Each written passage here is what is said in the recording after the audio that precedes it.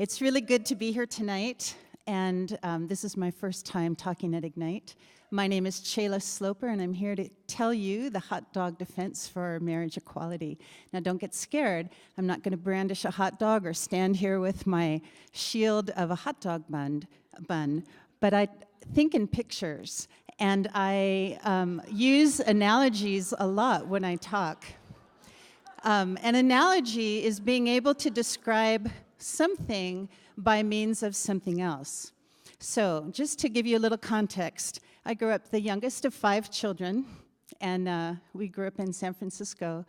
And like many other middle-class families, my mom would just have very simple meal plans.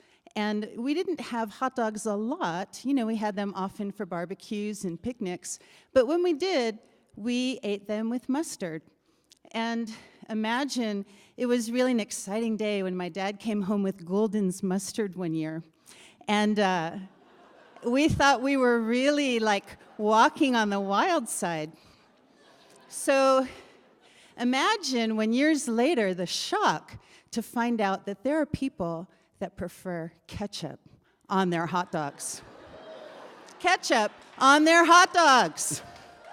So here's the thing. I use this as an opportunity to realize that somebody else's experience, though different from my own, was as true for them as mine was for me.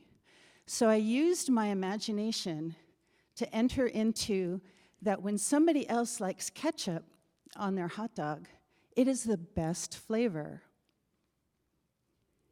So this is where I started thinking about all the things that preferences and tastes, all the things that we just like for no particular reason. I call this the animal.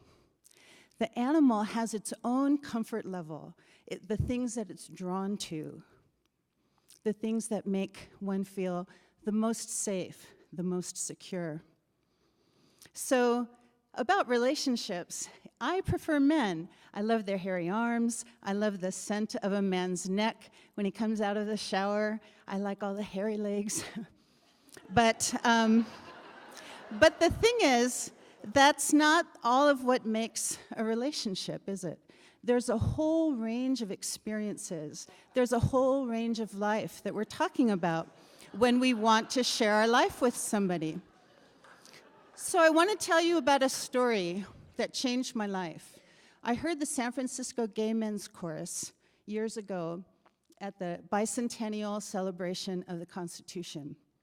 And they were singing a song from The King and I, and the words were these: "We kiss in a shadow, we hide from the moon.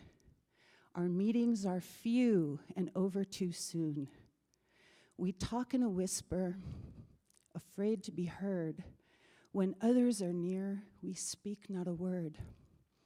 Alone in our secret," whoops,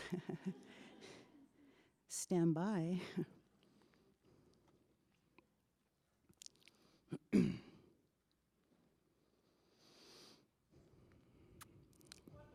Okay. Mm-hmm. Alone, alone in our secret, together we sigh for one smiling day to be free, to kiss in the sunlight and say to the sky, "Behold and believe what you see. Behold how my lover loves me." That changed my life. If there was a question about any of these things that I'm talking about here tonight, it was no longer a question. Now, I'm not here to defend marriage at all costs. In fact, there are married people I know who feel that the benefits afforded married people are discriminatory against single people. But if somebody wants to marry, why not? So we know that this year, the Supreme Court overturned the Defense of Marriage Act. But in the same way that the civil rights legislation of 1963 didn't end racism, we've got a long way to go. We live in a country that is protected by laws, and our Constitution provides for tranquility, the pursuit of liberty, the fullness of our lives.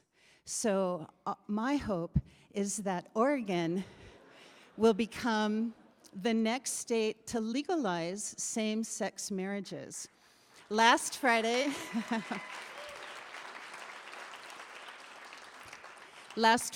Oregon now recognizes marriages legally performed in other states. New Jersey became the next state on Monday to legalize same-sex marriages. But so this is my final word. I would like all people to be able to say those special words the same way that we would say to somebody, do you believe in marriage equality? And we would say, I do.